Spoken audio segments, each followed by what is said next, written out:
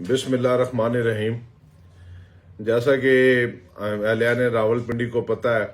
کہ 26 نومبر بروز ہفتہ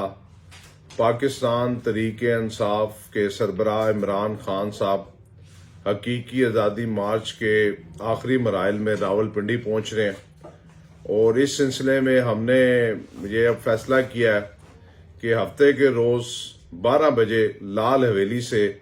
ایک عظیم الشان قافلہ جس کی قیادت میں اور شیخ رشید احمد صاحب کریں گے، براستہ کمیٹی چوک پیدل فیض آباد کی طرف روانہ ہوں گے۔ لہذا میری آج پورے اہلیان راولپنڈی سے درخواست ہے،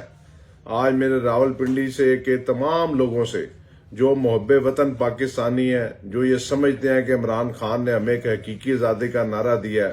عمران خان ایک محب وطن پاکستانی ہے اور وہ اس ملک و قوم کی دل سے خدمت کرنا چاہتا ہے، اور راولپنڈی آ کر وہ یہ ثابت کر رہا ہے کہ 4 گولیاں کھانے کے باوجود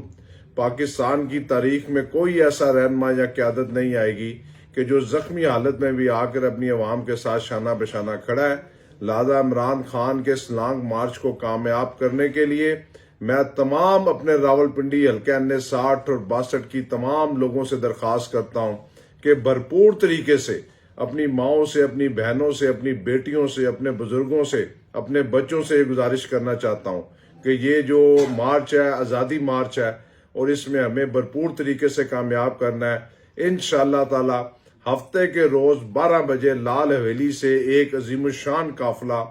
فیض آباد کی طرف روانہ ہوگا۔ لہذا میں آپ سے درخواست کرتا ہوں کہ ٹائم کا خیال کریں۔ عمران خان صاحب نے